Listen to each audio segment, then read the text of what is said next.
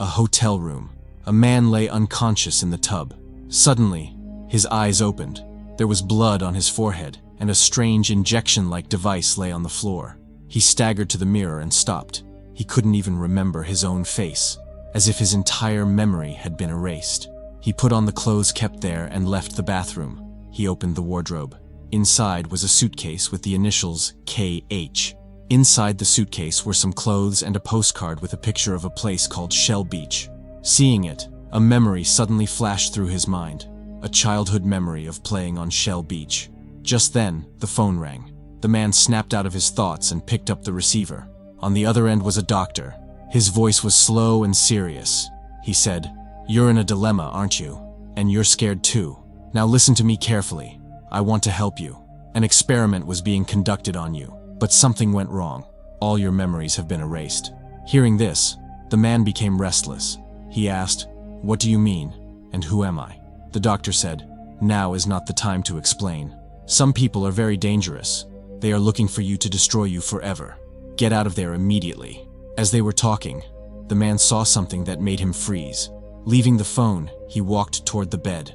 Right next to the bed lay a corpse, the body of a woman whose skin had been cut with a sharp object, creating strange circular spiral marks. It looked as if she had been killed as part of some religious or ritual practice. A blood-stained knife lay near the body. The man trembled in fear. Without a moment's delay, he grabbed his suitcase and ran outside. As soon as he left the room, 3 tall, broad men dressed in strange clothes came out of the elevator and started walking toward the same room. Their white faces looked like ghosts. Seeing them approach, the man rushed down the stairs. It was exactly 12 o'clock at night. Then he saw a woman sleeping inside a phone booth, holding her phone. He found it strange. When he opened the door, the woman collapsed, as if she hadn't been asleep but unconscious. As he moved forward, he noticed all the hotel guests and staff lying there, unconscious. But leaving them behind, he kept running away. Just then, someone called out to him, "Mr. John Murdock, please wait!" The man looked back. It was the receptionist who had now woken up.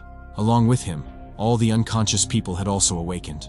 The woman lying on the floor then got up and walked away as if nothing had happened. Although the man ignored it, he now knew his name was John Murdock. The receptionist continued, "Mr. Murdock, I got a call from the Automat restaurant. You forgot your wallet there. You'd better get it back. You have to pay the hotel bill for 3 weeks anyway." Hearing this, John was startled. He had no recollection of what he had been doing there for 3 weeks. He left the hotel immediately. He threw his suitcase in the water and ran away. Meanwhile, the receptionist sensed something was wrong with John. When he went to John's room to investigate, the 3 strangers grabbed him and threatened him, demanding to know where John was. The frightened receptionist told them that John had left just 5 minutes ago. Then one of the strangers placed his hand on the receptionist's face and said, "Go back to sleep." The next moment, the receptionist collapsed unconscious. Meanwhile, a woman named Emma was singing at a club in town. She was John Murdock's wife. After the show ended, one of her colleagues handed her a visiting card. It had been left for Emma by an unknown man who introduced himself as John's doctor. Emma went straight to the address. It was the same doctor who had previously warned John over the phone. He was a psychiatrist named Dr. Schreiber. Emma was surprised to learn that John had been in contact with the doctor for quite some time. The doctor explained that John was mentally disturbed. Because of the rift in their relationship, Emma confessed that John had discovered her affair 3 weeks earlier. He left home in anger and hadn't returned since. The doctor warned Emma that John had been deeply traumatized by her betrayal, causing him to lose his memory and fall into poor mental health. It was dangerous to be around John in such a state. Emma was shocked to hear this. The doctor told Emma that if she had any information about John, she should immediately inform him. Meanwhile, a police team had arrived at the hotel from which John had fled some time earlier. Strangely, the hotel receptionist had changed. However, his clothing and manner of speaking matched the previous receptionist. Inspector Bumstead arrived at the hotel room where John had been staying. There, his team discovered the body of a woman who had been slashed with a knife by the murderer. The body belonged to a call girl. However, Bumstead wasn't surprised by the sight of the body, as he had seen 5 similar cases in the past few days. This was a case of serial killing. The murderer was targeting call girls. He would kill them and leave spiral marks on their bodies. Until now, the murderer had eluded the police. But after this murder, Inspector Bumstead was completely convinced that the killer was John Murdock. A short while later, Bumstead was at the police station when a constable approached him. carrying the fingerprint report found at the crime scene. As soon as Bumstead saw the report, his eyes widened in shock. That fingerprint was in a perfect spiral shape. For a moment, he couldn't understand what he was seeing, because human fingerprints are never so curved or spiral-shaped. This wasn't normal, and perhaps not even human. Meanwhile, John was sitting alone on the roadside. His eyes were fixed on his fingers. He was staring at his fingerprints. The strange thing was that all his fingerprints were in a perfect spiral shape, just like the fingerprints found at the crime scenes. A thought flashed through his mind. Am I the murderer? Had I brutally killed the call girl found in the hotel room? However, John couldn't believe it. When he looked away from his fingers, he saw a restaurant called The Automat, the same restaurant where the hotel receptionist had told him he had forgotten his wallet. John retrieved his wallet from there and checked it. It contained a photo of his wife Emma and his home address. John started walking towards his house. Then, on the way, he saw an advertisement billboard for Shell Beach. He had seen a postcard of the same beach in his suitcase. Hoping he might find some clue to his past, John approached the advertisement board.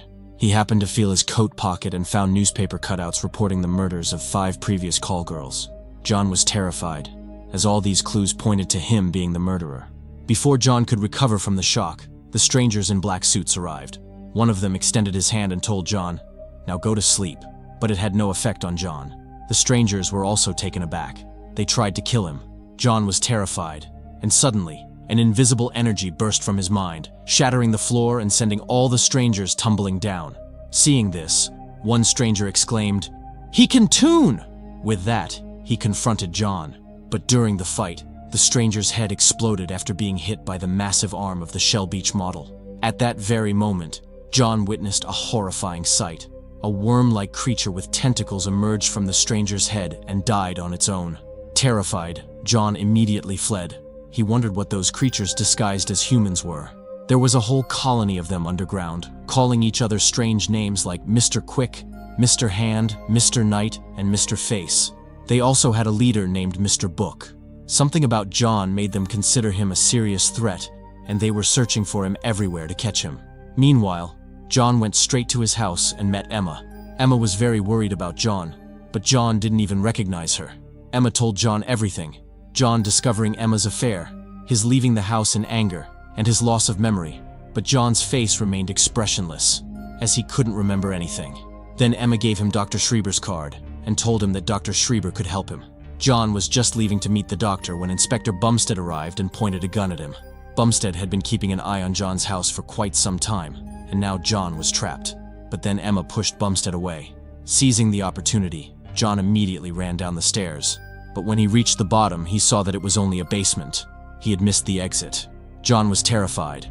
But then, once again, John's invisible power caused a door to open in the wall. John escaped through it. As soon as he left, the door vanished, leaving Bumstead bewildered, just rubbing his hands. John was on his way to the doctor's office in a taxi.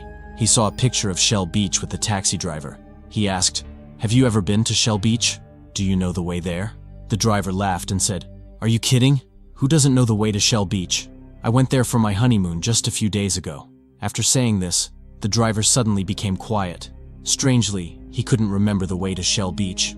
They arrived at the doctor's office. The doctor was sneaking off somewhere. John followed him. The doctor came to a pool and sat there for hours. A little while later, when the others had left the pool, a stranger in a black coat appeared. Seeing him, the doctor trembled with fear. The stranger said to the doctor, "Dr. Schreiber, it's unfortunate that we have to come to see you here. Do you know how much this damp place causes us pain? Now tell me, why didn't you report to us? You failed to implant a new memory in John Murdock's brain. Don't lie, because this broken injection found at John's hotel is proof that his memory hasn't been replaced yet." Hearing this, the doctor said, "Forgive me. I was going to inject him with a new memory, but he suddenly woke up, attacked me, and ran away." The stranger asked, "Does he have no memories now?" The doctor replied, "Just a few vague memories because the procedure wasn't completed." The doctor continued, "But what's the harm? Just once I get hold of him, I'll inject a new memory into him. Anyway, you've probably made this kind of mistake before when you've changed someone else's memory, right?" But the stranger's face hardened. There was fear in his eyes. The stranger said, "This John Murdock isn't just any ordinary person. He can tune." Hearing this, the doctor was stunned. He said, "That's impossible. I thought only you people have the power to tune." Meanwhile, John was secretly listening in. The stranger said to the doctor, "We're giving you one more chance. Doctor, find John as soon as possible and inject him with a new memory. We'll meet you again tonight after the tuning process. This time there must be no mistakes, doctor." With this warning, the stranger left. John followed the doctor. After a while, the doctor came to a wall in a secluded area. Suddenly a door appeared and the doctor went inside. As soon as he entered, the door disappeared. John stared at it in astonishment. Sometime later, the doctor was in the stranger's colony, where the strangers were manufacturing random items like family photo albums, personal diaries, identity cards, and wallets in a factory. The doctor was preparing some injections in a lab. He was mixing old memories into an injection like the components of a medicine. These memories were packed like liquid substances into separate vials. Such memories included memories of a great lover, stories of triumph, a brief childhood tragedy, and a family tragedy. All these memories were stored in separate vials. The strangers possessed such advanced chemistry that even the doctor was amazed by it. The doctor's job was to combine these different memories and prepare injections. He prepared numerous injections of memories in this way. Meanwhile, in a small house in the city, a poor couple was discussing their problems over dinner. The man had lost his job, so they were worried about how they would run the household and raise their children. Just then, the clock struck 12 a.m. As soon as the clock struck 12, the entire city seemed to stop, along with the hands of the clock. Cars, buses, trains all stopped, and everyone fell asleep wherever they were, even that poor couple. But there was only one person who didn't sleep. It was John Murdock. John couldn't believe his eyes. He tried to wake people up, but they were all motionless, as if they were lifeless. This was all the work of the strangers. Their leader, Mr. Book, stood in front of a large clock, the time frozen at 12 o'clock. Then Mr. Book told his fellow strangers, "Begin the tuning process." Hearing this, all the strangers looked at a giant circular machine and started making strange noises. At that very moment, something terrible happened. The entire city began to change. Where there had once been a road, a skyscraper was built. Small houses turned into tall buildings. More floors were added to many buildings. In many places, new towers and water tanks suddenly emerged from the ground. In this way, the entire city was transformed. All of this was happening right before John's eyes. John was stunned. Just then, John saw a door appear in the wall once again. From that door, the doctor and a group of strangers emerged. They were carrying an unconscious man. They placed him in a barber shop and posed him as if he had been getting a haircut for a long time. Then, the doctor injected the man's forehead with memories, meaning old memories. In this way, they continued transferring people from one place to another, changing their lives and injecting memories into their minds. Finally, they reached the home of the couple who were suffering from poverty. They dressed the man, woman, and their children in new clothes. Then, the doctor injected new memories on everyone's foreheads, and the strangers transformed their small house into a large bungalow. After this, the doctor began to leave, but then John appeared before him. The doctor was terrified at the sight of John. Angrily, John asked the doctor, "What's going on, doctor? Who are these men in black? And why are they doing all this? And why did you erase my memory? Answer me!" As John shouted, an invisible force burst from his forehead, throwing the doctor back. The doctor was shocked. He said, "I can't believe it, John. You really have their powers. They call this power tuning. This is how they transform the city. What's amazing is that you're more powerful than them, because they can only use this power together. But you're the only one who can tune alone. John, come with me. I'll teach you how to control these powers, and together, we'll free this city from them." But just then, John saw the strangers approaching and fled. With that, the clock started again, and the city and its people returned to life. But something shocking happened. The man the strangers had brought to the barber shop didn't seem surprised to find himself there. He behaved as if he had willingly come for a haircut. The couple also started behaving as if they had always been rich. Even their mannerisms had become aristocratic. Meanwhile, Mr. Book, the leader of the strangers, was planning to transform the city again tonight. A stranger said, "Mr. Book, John Murdock's powers are hindering our work. We must do something about him." Just then, a stranger named Mr. Hand arrived with the doctor. He said, "If John has our powers, we also have his memory. The memory we were going to implant in his brain. But now we will transfer his memory into us and connect with John's mind. We will see the memories of every place he has been." By following those memories, we will find him. Mr. Hand instructed the doctor to begin the process. The doctor strapped him to a ring-like device and injected John's memories into his brain. Then a terrifying memory flashed. A memory of John brutally killing call girls. So, was John really the serial killer? Or was the truth something else? Now Mr. Hand's mind was connected to John's. Meanwhile, John was on the run from both the police and the strangers. During this time, he was reading the Shell Beach postcard. It read, "Johnny, I found this postcard among your mother's old things. Seeing it must bring back some old memories, right? Come meet me when you're free. Give my love to Emma." Carl. John couldn't figure out who this Carl was. Then he looked closely at the picture of Shell Beach on the postcard. There was a label that read, K. Harris and Company, Fisheries, meaning Carl Harris. At that moment, John remembered his suitcase. That suitcase also had the initials KH. John realized he might find a clue from Carl Harris. He looked up Carl Harris's address in a telephone directory, Avenue C. He asked a nearby magazine vendor for directions to Avenue C. Then John realized that this magazine vendor was the same receptionist from the hotel where John had awakened. His face was the same, but his identity was completely different. John said to him, "Hey you, when did you start working here?" The man said, "Are you crazy? I've been working here for the last 25 years. The meaning was clear. The strangers had also altered his memories. They could completely change not only a person's memories, but also their identity. It seemed as if they had always lived as the person they were made to be. John was slowly beginning to understand all this. John left the place and wandered around until he finally reached Avenue C. When he met Carl Harris, Carl was happy to see John and told him that he was John's uncle. But John didn't recognize Carl at all. Then Carl showed John his childhood photos. He explained that John's old home was at Shell Beach. He lived there with his parents. But one day, their house caught fire. His parents died in that accident. Carl saved John and raised him. John was surprised to hear this, because he had no memory of such a childhood or such an incident. Meanwhile, John asked Carl, "If I'm not mistaken, you had a fishing company on Shell Beach, right? So, can you tell me the way to Shell Beach?" But that was strange. Carl had lived his whole life on Shell Beach, yet he couldn't remember how to get there. John continued looking at the photographs. Then he noticed something in one of them. Seeing it, John said, "That little boy can't be me." He saw that the little boy in the picture had a badly burned hand. John said, "If my hand was burned so badly as a child, the mark should still be on my hand. But look." John showed Carl his hand. There was no such mark.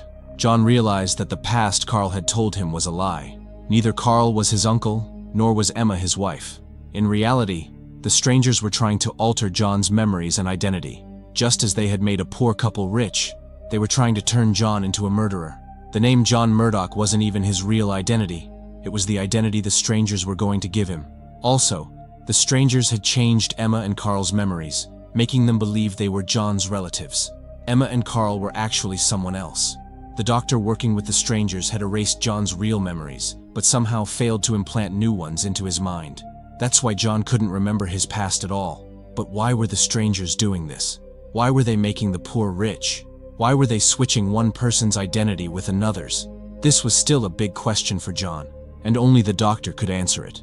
John immediately left Carl's house, but unfortunately, he was caught by Inspector Bumstead.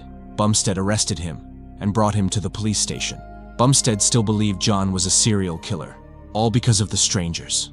The strangers had also planted fake memories in the minds of Bumstead and the other policemen, making them believe that a serial killer had murdered 5 call girls in the past few days, and that the police had been working on this case for a long time, but none of it had happened. These memories were implanted just 2 days earlier, but Bumstead and the others felt like the investigation had been going on for weeks. Not only that, but the strangers had placed a call girl's body in John's hotel room, so that he would be blamed for her murder. John tried hard to convince Bumstead, but Bumstead wouldn't believe him. Then John asked a question that shocked Bumstead. John asked, "Have you ever been to Shell Beach?" Bumstead smiled and said, "Are you joking? Who doesn't know the way to Shell Beach?" John said to him, "Then tell me the way to Shell Beach." Bumstead replied, "To get to Shell Beach, you just go from here." But Bumstead got stuck there too. John said, "I knew you wouldn't remember anything either." "Okay, forget that. You must know the last thing you did during the day. I'm not talking about childhood memories. You must remember something from yesterday or last week when you did something in the sunlight." Bumstead tried hard to think. John said, "I knew you've never seen sunlight either, because there is no sunlight in this place." I've been awake for hours. It's only night here. There is no morning. Inspector, believe me, I don't know what this city is or why we are here, but I know one thing. We are trapped, and there are some strange people in black suits. They are playing with our lives. But after hearing this, Bumstead became extremely irritated.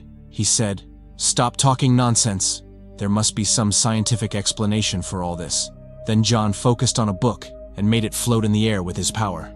John said, "What explanation can you give for this?" Bumstead was stunned. A short while later, Emma came to meet John. Emma, too, had begun to believe that John was the murderer. She started apologizing, saying that it was all her fault. She wasn't close to him anymore. If she hadn't had an affair, John wouldn't have left home, and he wouldn't have become mentally disturbed. But John said, "Emma, you'll be surprised to hear this, but you never had an affair with anyone. You didn't cheat on me. If I tell you that we met just a day ago, and we didn't even know each other before that, would you believe it?" Emma listened carefully to John. John continued, "Emma, all the memories you have about us meeting 4 years ago, falling in love, getting married, and then fighting, which supposedly made me unstable and start killing girls, these memories are all false. They were planted in your mind just a day ago, but they must feel like your real memories, as if they happened long ago. Emma, all this is being done by those strangers. I don't know who they are or what they want." Emma said, "John, no matter what, even if our past is false, my love for you is real." Hearing this, John became emotional. Just then, the police took John away again and locked him in the cell. At that moment, the stranger Mr. Hand arrived at the police station with his companions. Following John's memories, he used his power to put all the policemen to sleep and went to the lockup to capture John. But to their surprise, John was gone. In fact, Bumstead had secretly freed John because he had started believing him. John went straight to Dr. Schreiber. The doctor was relieved to see John alive. John asked directly, "Doctor, my patience is running out. Tell me the truth. Who are those strangers and what is happening here?" The doctor said, "John, for now, all I can tell you is that you and everyone in this city are part of the strangers' experiment." As he said this, the doctor pointed a gun at John and tried to inject him. The doctor said, "John, I can't explain right now. You need to inject this into yourself." But then Bumstead entered and aimed his gun at the doctor. He took the doctor's gun away and threw it aside, and John snatched the injection from the doctor's hand. John asked, "Tell me the truth, doctor. What is in this injection?" The doctor replied, "Believe me, John, it contains all the answers you are searching for." But John put the injection into his coat pocket and said, "If you want to stay alive, doctor, take us to Shell Beach." John and Bumstead immediately left for Shell Beach with the doctor. On the way, John pressured the doctor to tell him more about the strangers. The doctor said, "I don't know who these strangers truly are, but they kidnapped us and brought us to this strange city. This city and everyone in it are just a part of their experiment. They constantly alter our memories, transferring them from one person to another. For example, a man may be an inspector today and become a murderer tomorrow. They change everything, our friends, relatives, and even this city, in a way that makes those memories feel old and real. Through all this, they want to understand humans. They want to learn what makes us different from each other. Are our thoughts shaped by our memories and experiences, or is it something else, like our soul?" Bumstead asked, "But what is their motive behind understanding us humans?" The doctor replied, "Because they are dying. Their entire species is on the verge of extinction. They believe that by understanding us, they can save their own species. In reality, these creatures have a hive mind. That means each stranger doesn't think individually. They are all connected to a single mind. Whatever one stranger thinks is instantly transmitted to everyone else. So they have no individual feelings and no unique identities. But we humans have different personalities. We think in our own ways, and our souls are different, which makes us different from them. They believe this is a blessing they never received, and because of that, their species is in danger. That's why they want to understand how our minds, our souls, and our memories work, so they can make themselves more like us. But their science is far more advanced than ours. If they want to understand the mindset of a killer, they simply insert a killer's memories into the mind of an ordinary person. They give them a fake family, fake friends, and a completely fake past. Just like what they were planning to do with you, John. They must have changed your memories dozens of times before, but this time they wanted to see if giving you the memories of a killer would turn you into a real killer too. But John, look at the miracle of nature. You evolved and became like them. You learned their power of tuning on your own. They use this power to control everything and to build this entire city. They have a colony buried underground with a machine that focuses their mind power. They control everything here, even the sun. That's why it is always dark. They cannot survive in the light. John asked, "But why are you helping them?" The doctor replied, "They needed someone who understood the mind. They taught me their science because they needed me, but they erased my entire past." John asked again, "You say they brought us here, but from where?" The doctor replied, "Sorry, John. I don't remember. No one remembers. Who were we before? Where did we live? What did we do?" While they were talking, the doctor led them to the edge of the city. But there was no sea, only a huge poster of Shell Beach. John angrily tore it down. Behind it was a solid wall. John and Bumstead smashed the wall with a hammer, and the sight in front of them was shocking. Beyond the wall was space. This meant they were floating in space right now. Just then, Mr. Hand arrived with his companions. They had also captured Emma. As soon as Bumstead saw them, he opened fire. A stranger rushed forward to grab his gun, and in the struggle, they both fell off the edge. When they went past the wall, they hit a transparent barrier and died as they were thrown into open space. With this, the truth became clear. The city was circular, floating like a spaceship, and below, it was the strangers' colony. A transparent shield covered the entire city, making the air breathable. John now understood that the strangers were aliens disguised as humans. Before John could fight back, Mr. Hand knocked him unconscious with his powers and took him to their colony. They tied John inside a large ring and called the doctor. Mr. Book, the leader of the strangers, announced, "Friends, in John Murdock, we have finally found what we have been searching for, what the doctor calls the human soul. Now, it is time to end this experiment." The strangers wanted to implant their collective memory into John's brain, meaning the memory that connects all the strangers as one. That would completely transform John into one of them and allow them to share his soul. They called the doctor to perform the procedure, but the doctor cleverly replaced the injections containing the strangers' memories with the injections John had taken earlier and kept in his coat pocket. The doctor injected them into John's brain. He had filled that syringe with the memory of John teaching him how to use the stranger's powers. When John regained consciousness, he had learned how to fully control these powers.